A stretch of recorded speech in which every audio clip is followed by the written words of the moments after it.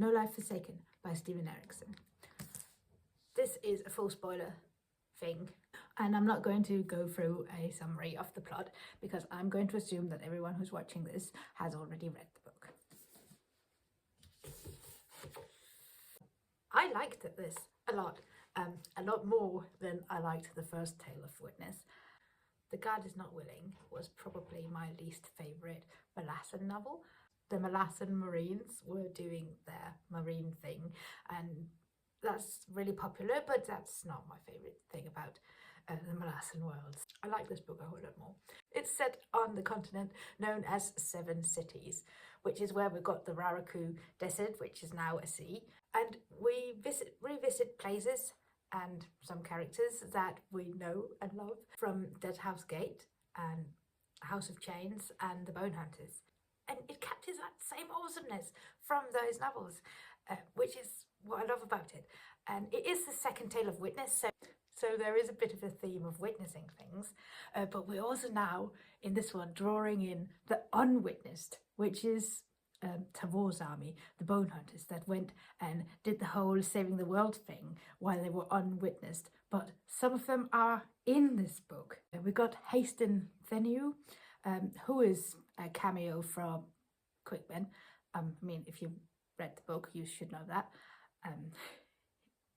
Haston was a bit of a giveaway. When I first saw that name, I thought, there can't be Quickben, that's too obvious, but it must be. Losthara Yield is mentioned as well, who is also one of the unwitnessed. So we've got in this book also some things going on with the Empire itself. Maligrel is still the Emperor. I really hope he gets assassinated at some point in the Witnessed series. I don't know, one can hope. And he's got his adjunct is in Seven Cities. I didn't want him to die. I thought he was pretty cool. The characters in this, in No Life Forsaken, they're all much more likable than the characters from The God Is Not Willing. And we've got like a new cast of characters. It's not the same. Erikson's style, it's a new continent and it's all new characters. And they're better characters, so that's good.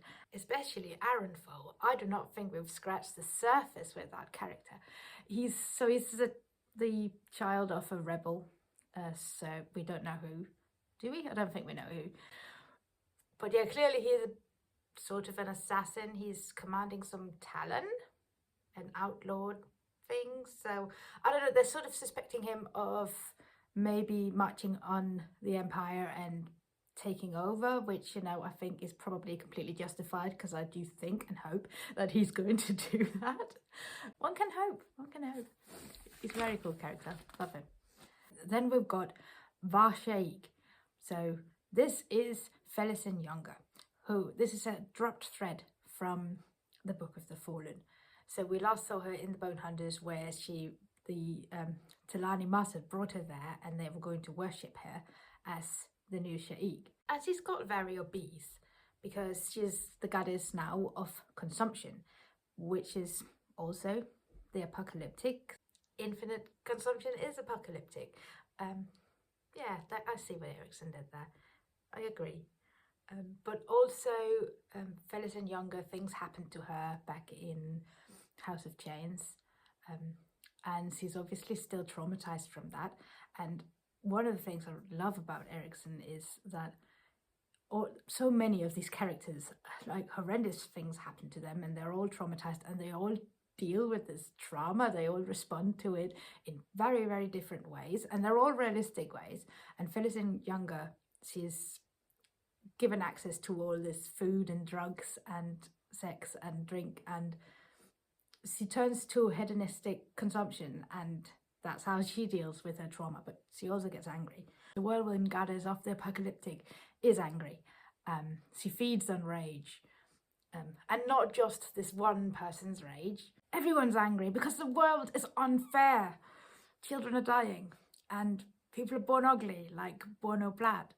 And some people have more than others, and some people have more talent than others, and it's not fair. So that's plenty good reason to go on a vengeful path of apocalyptic self-destruction.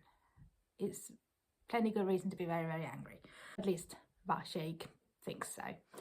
And then he dies, so So as I said, this book doesn't have as much of the Melisande Marines. I think I heard somewhere that the book was split, and there was going to be Don Sparrow, who's a Melisande, what is he, a sergeant, I think, or captain. But yeah, her squad sort of goes missing in this book, and I think maybe the next book will deal with that, and there'll be some more Melisande Marine action. And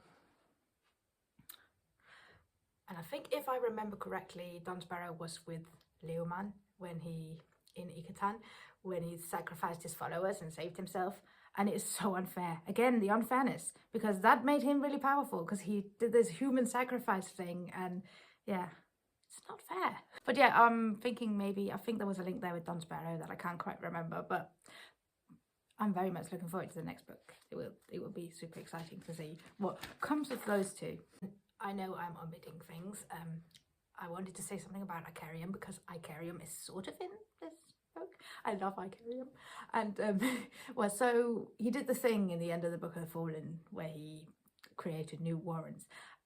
So it turns out he has fragmented himself. So there's all those little pieces of him now wandering around, and we meet one of them, and it is a very angry piece, the ragey bit, and it's very powerful. And I love that. No, I hated what happened to that, because I wanted more of it. But I am hoping that maybe there are more fragments walking around, and maybe we'll see them in other books. One can hope. The little Carcanas associations were beautiful. I love them. So we get the term Asatzenai. Asatzenai? I don't know how to pronounce that. But that's a term that is used exclusively in Carcanas until now, because now these elder guards are being referred to as Asatzenai. And it's so cool. And we got Skillindru and this Telekai that she, I don't know, is Skillindru male or female? I don't know, I can't remember. But we get this Telekai that was used to seal a rent into the Dragon Realm, and he escaped. Well, when he got out of there, he hasn't had a lot of luck since, and he's very mad, so he's trying to track down this assassinate to commit some murder. And I hope he catches her, because that wasn't fair what was done to him in Carcanas, in Forge of Darkness. Very cool book. I loved it. That was all I was going to say about that.